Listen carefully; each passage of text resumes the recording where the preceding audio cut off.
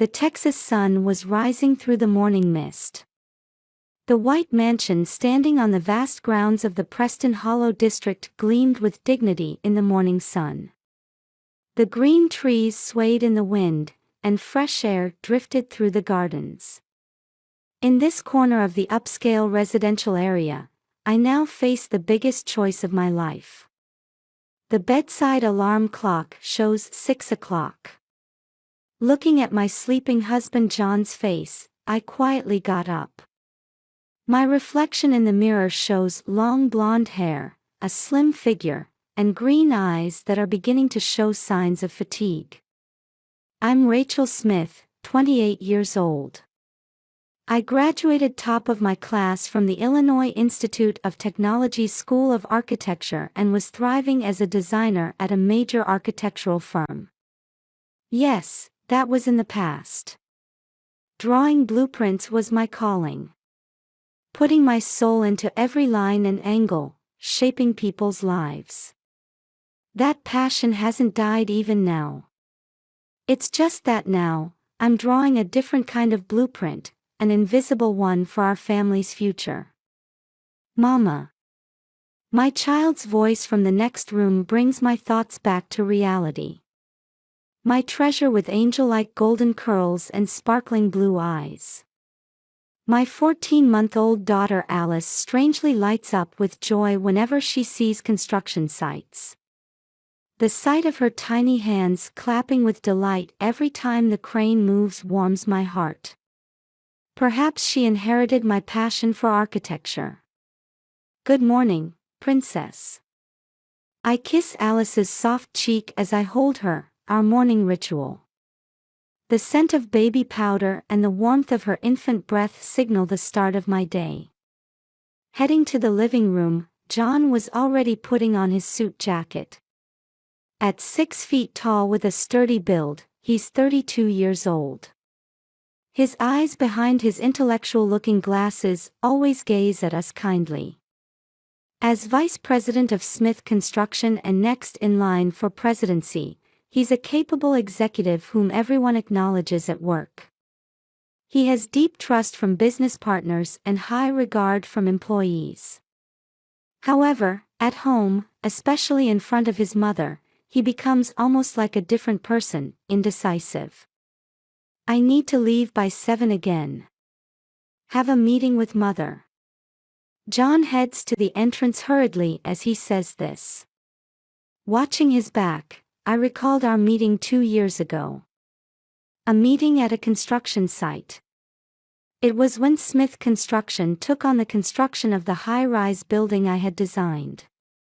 As we shared our passion for architecture, we naturally became attracted to each other. My heart gradually opened to his sincere personality and earnest attitude toward architecture. 6 months of dating, an unexpected pregnancy, and then marriage. I remember Mother Helen's opposition. A 58-year-old female executive with silver short hair, always dressed in Chanel or Hermès brand suits. Having protected the company in a male-dominated society for 20 years after her husband's death, she possessed both strength and stubbornness, and from the beginning, she wasn't pleased with me. An architect is not suitable for this family line. A Smith family wife should protect the household. Those harsh words still ring in my ears. Known as one of Texas's leading female executives, my mother-in-law was strangely conservative and sometimes showed attitudes that could be taken as misogynistic. Despite being a woman herself, she strongly believed in traditional values. Living with my mother-in-law began right after marriage. This Preston Hollow District mansion has 2 guest houses besides the main house. We live in one of them. Even though it's within a vast 5-acre property, I feel the constant pressure of being under my mother-in-law's surveillance. Since construction of our new home began, that gaze has felt even heavier. 3 months until completion. But will that day really come? Since construction started, interference from my mother-in-law seems to be growing stronger day by day. Our daily routine begins with John leaving for work at 7 a.m. I dedicate my mornings to childcare, making Alice's milk, changing diapers, and playing together. In the afternoons, I spend time with Alice at the nearby park. While feeling the changes of seasons, I chat with other mothers about raising children. And at night, the whole family has dinner at mother-in-law's mansion. Time passes formally in the dignified dining room where silver cutlery clinks. On the surface, a peaceful life. However, the days of quitting my job to cut ties with my architectural passion and trying to adapt to new family relationships are not easy at all. As the Texas sun rises each morning, I ask myself, is this really the life I wanted? Holding Alice close, I look out the window. Our house under construction looms hazily beyond the morning mist. The sound of heavy machinery engines began to echo at the construction site as the morning mist cleared. 1 month since groundbreaking. Our new home is gradually taking shape in this upscale residential area of suburban Dallas. The 4,000 square foot, 2-story mansion is a design I personally supervised. It's my masterpiece, incorporating all the knowledge I learned at Illinois Institute of Technology and my experience at the design firm. Watching the daily progress had become my greatest joy. However, that joy didn't last long. This design doesn't have enough natural light. Is such a large window on the south side really necessary? Helen's cold voice echoes across the morning construction site. The perfectly calculated placement of south-facing windows. A design meant to capture natural light throughout the day, from sunrise to sunset. It should have been ideal from an energy efficiency standpoint. And yet, amateur thinking. Only concerned with appearances, not practicality. Those words pierce my heart. I am an architecture professional. This design was calculated countless times and verified through simulation software. So why? My arms tighten around Alice. Oh, you brought her again. Construction sites are dangerous. And without a helmet too. Deep wrinkles form between Helen's brows. Her figure in the luxury brand suit is intimidating as always. In my arms, Alice gazes at the construction site, her eyes sparkling. The workers give gentle smiles as she claps her tiny hands in delight whenever the crane moves. The veteran craftsman seemed soothed by Alice's innocent smile. Helen cast a cold gaze even at this peaceful scene. Her eyes behind the brand name sunglasses were as cold as ice. A girl can't become an heir, so why do you keep bringing her to construction sites? Shouldn't you be teaching her housework and sewing instead? With those words, the air at the site froze. The workers' movements stopped for a moment. Only the concrete mixer's engine sound eerily echoed. My heart felt like it skipped a beat. That was just the beginning of the friction. Day by day, Helen's attitude became more blatant. My proposals at the construction site were rejected one after another. As if denying my very existence. This wall color is too dark. It should be lighter. The kitchen layout is impractical. The flow line hasn't been thought through. This is the level of design you get from a housewife raising children. We should have hired a professional designer. Humiliation in front of the site workers became routine. The craftsmen would avert their eyes with apologetic expressions. Women shouldn't come to construction sites. Especially bringing a baby, it shows a lack of common sense. You're just getting in the way of work. When Alice started crying at the sudden sound of heavy machinery, Helen's irritation peaked. "Be quiet. Make her stop. It's disrupting the construction progress." At that shout, Alice's crying grew louder. A vicious cycle. The surrounding workers, unsure how to respond, could only stand there. Even when consulting with John, I didn't get the response I hoped for. Rather, the situation worsened. Mother has a point. Construction sites are dangerous, and maybe we should reconsider bringing Alice there. My husband said with a tired expression when he returned from work, loosening his tie, as if it were someone else's problem. The construction industry has long-standing traditions. Mother has fought to protect the company following those traditions. We can't ignore her experience. But John, I'm an architecture expert too. I have confidence in this design. Rachel, you might not understand, but experience in this industry is important. My husband didn't try to take my plea seriously. Rather, he even showed an attitude defending his mother's position. Where had the husband gone who once shared my passion for architecture? Amidst all this, changes began to appear in Helen's behavior as well. She lost her previous composure, and her emotional fluctuations became intense. Especially her way of looking at Alice changed. At first, mere indifference. That gradually changed to irritation. And now, even something resembling hatred seemed to float in those eyes. As if denying Alice's very existence. Helen's attitude at the construction site had clearly transformed as well. Her attention to detail turned into obsession, and perfectionism became almost manic compulsion. This house must be a fortress to protect the Smith family tradition. For that, it must be perfect. Not a single mistake, not a single compromise can be allowed.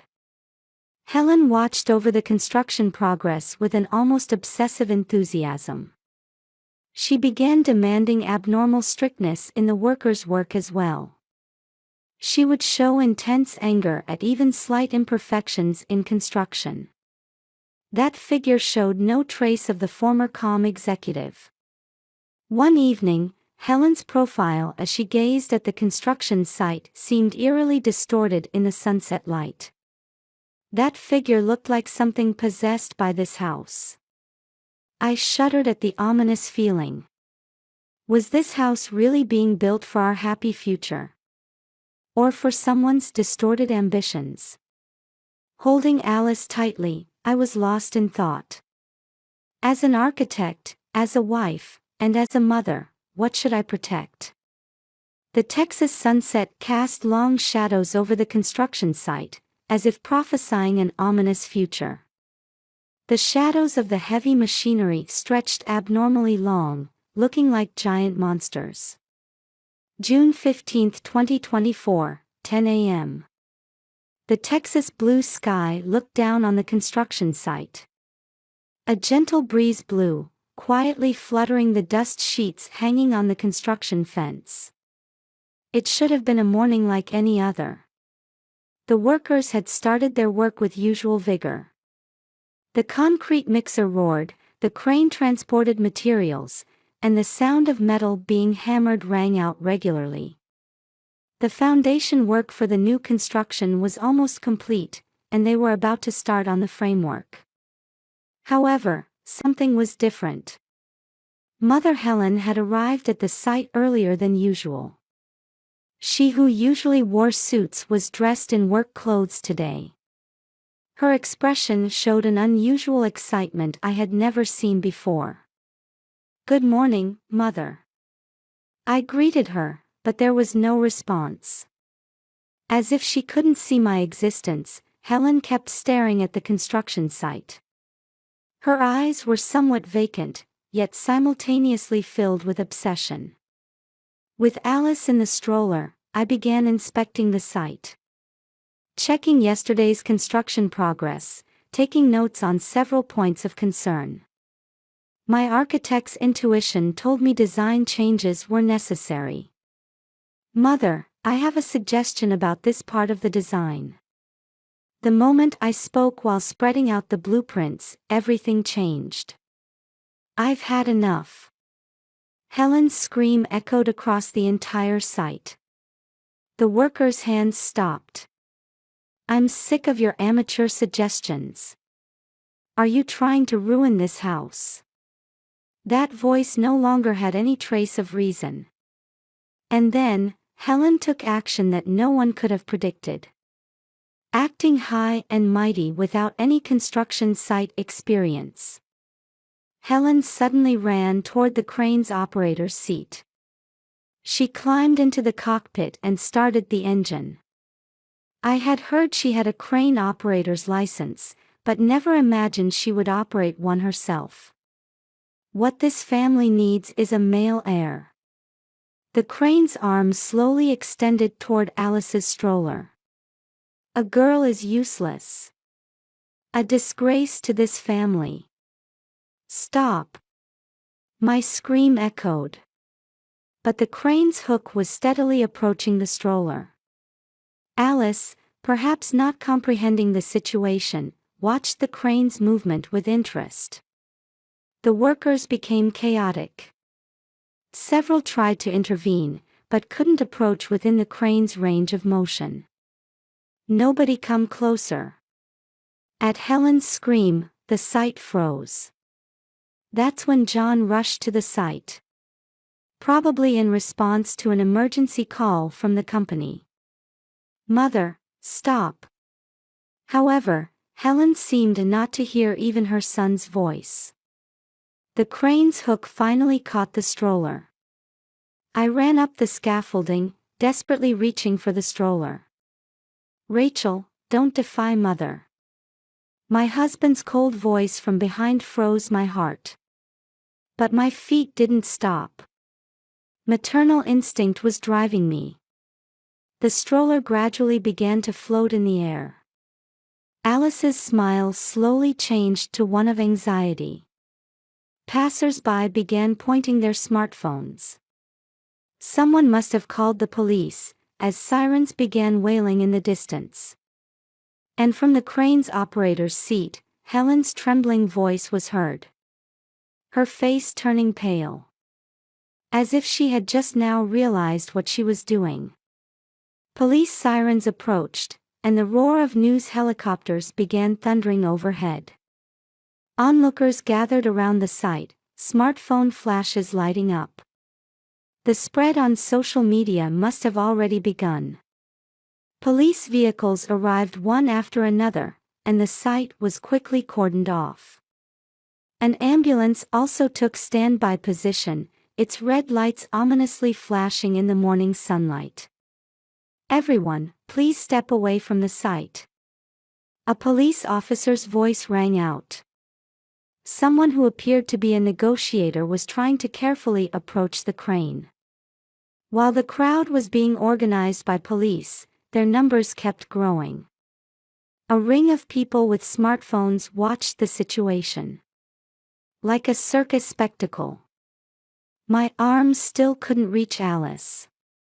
The suspended stroller swayed slowly under the Texas blue sky.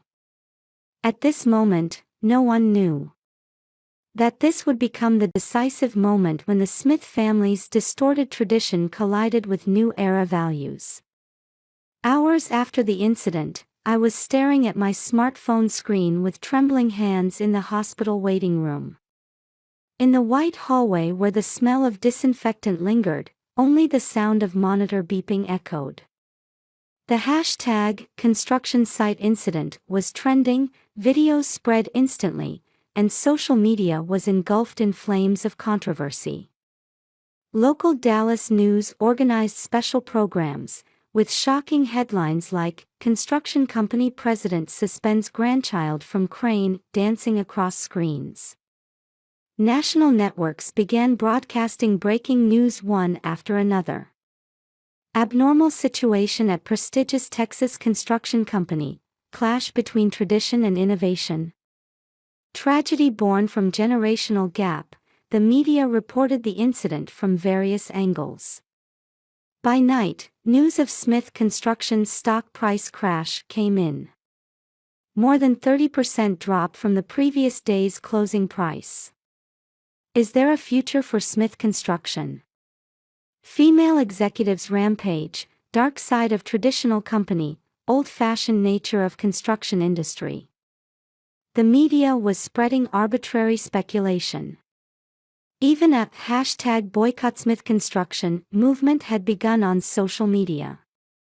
Busy footsteps crossed the hospital hallway. "Ma'am, your daughter is safe. The examination shows no abnormalities."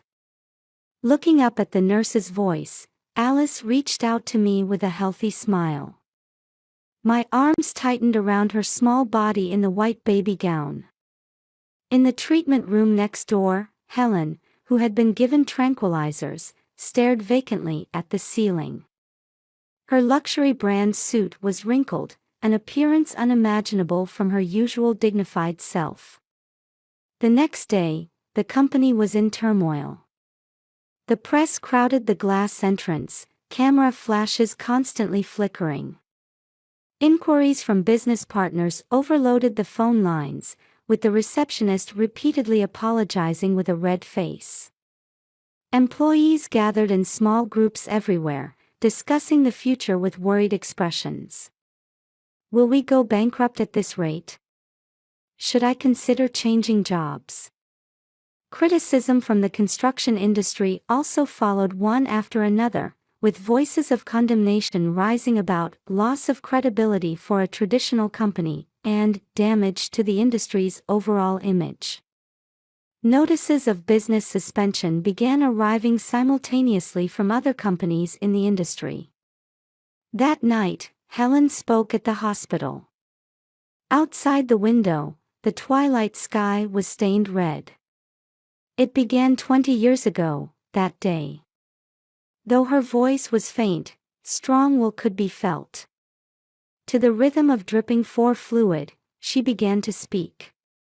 The days of fighting as a female executive in a male-dominated society after her husband's sudden death.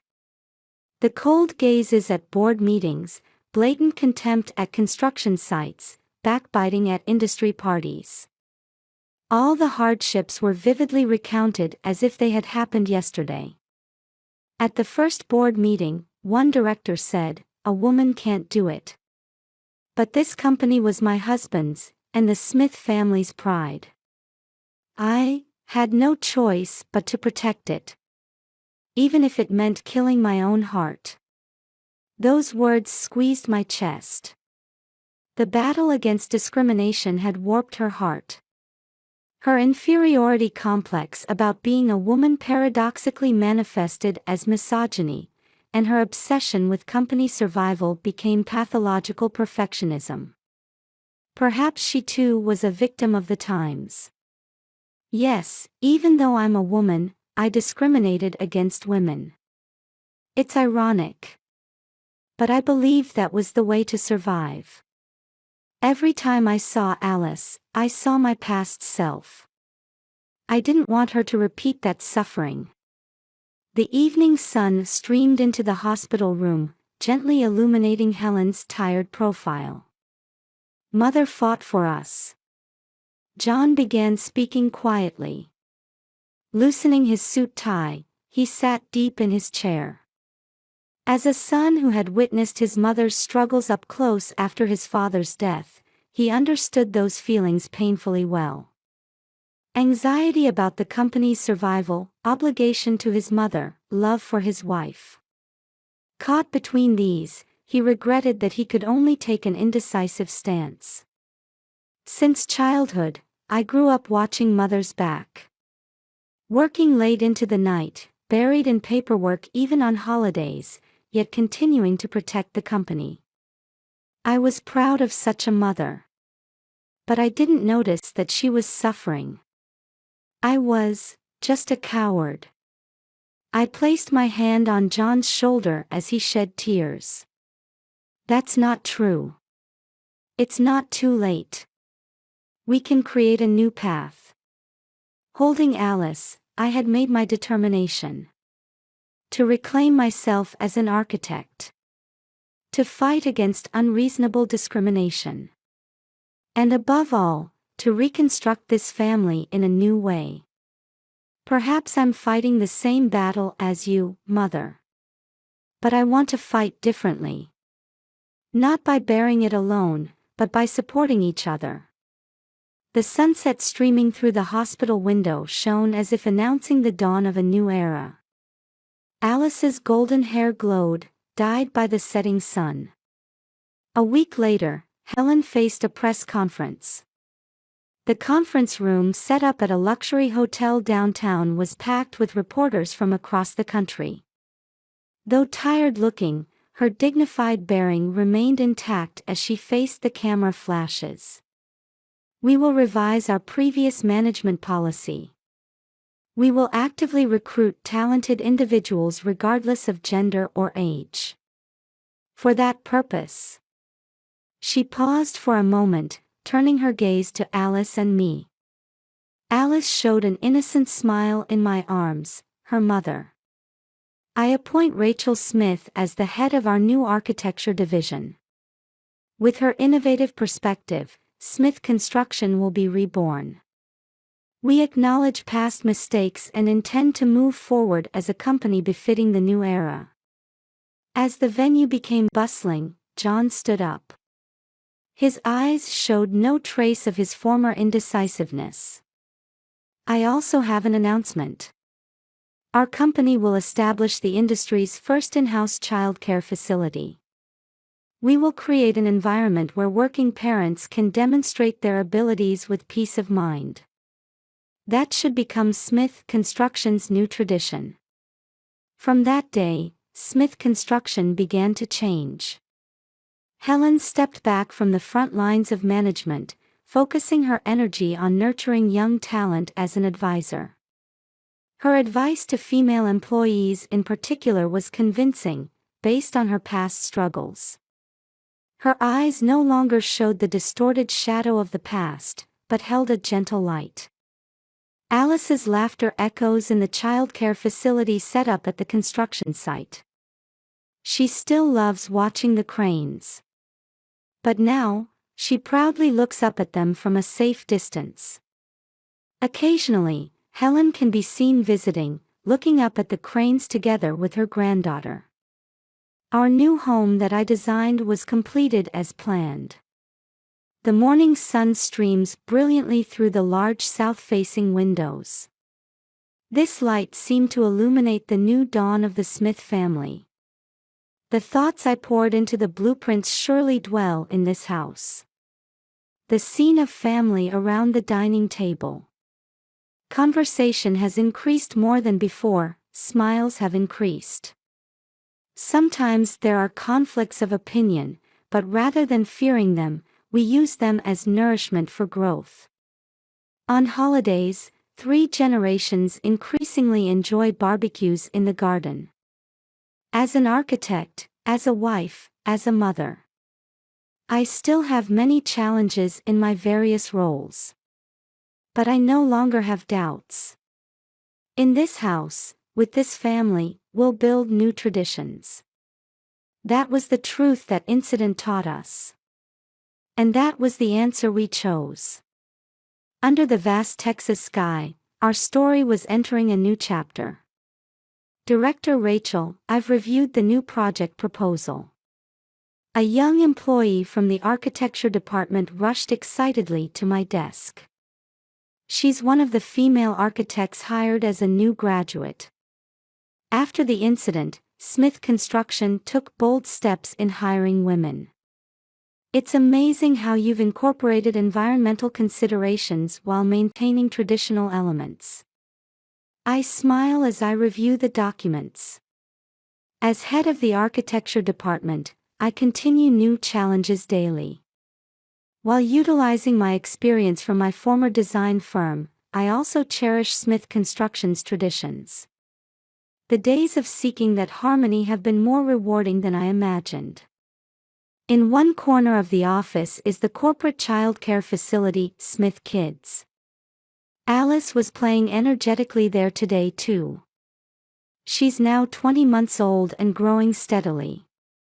Her character of loving to watch construction sites hasn't changed, but now she looks up at the cranes with other children from a safe observation deck. When I ask, "Do you want to be an architect in the future?" her energetic nod of yes warms my heart. Helen still appears at the company, but her expression is peaceful. As an advisor, particularly as a counselor for female employees, she utilizes her experience. The color of previous prejudice has disappeared, and rather, she has become actively supportive of young women. I want to make my struggles nourishment for them. There is no more hesitation in my mother-in-law's eyes as she speaks these words. Occasionally, she can be seen visiting the childcare facility to play with Alice and the other children. John is dedicating himself fully to reforming the company. He recognizes and fully supports my talents as his wife. At board meetings too, he actively develops new proposals. His advocacy for true professionalism beyond gender walls was attracting attention within the industry. The buildings you design have soul. When my husband evaluates me like that, I feel truly happy. His former indecisive attitude has receded, and his figure speaking with firm conviction about his vision earns deep trust from employees. Smith Construction's transformation was creating ripples throughout the construction industry. Active recruitment of female engineers, emphasis on work-life balance, coexistence of tradition and innovation. Other companies began introducing similar measures one after another, and the entire industry is gradually beginning to change. Smith Construction is becoming the industry's model case, isn't it? When we received such evaluation in an industry magazine interview, our family across 3 generations exchanged proud glances. Family meetings are held every Sunday in the living room of our new home. Helen participates too, and we openly discuss everything from company policy to family plans. Sometimes opinions clash, but no one hides their true feelings anymore. Alice is growing up healthily within this warm family circle. The future reflected in her eyes must surely be more free and full of possibilities than our era. As the Texas sunset dyes the new company building, I spread out my blueprints. The next project is a training facility for nurturing female architects. Into these drawings, I pour my thoughts for the new era. That incident taught us many things. That tradition is something to be protected while simultaneously evolving. And above all, that family bonds can overcome any trial. Smith Construction's new history has just begun. And our family's story too continues to add new chapters. Under the vast Texas sky, our challenge continues.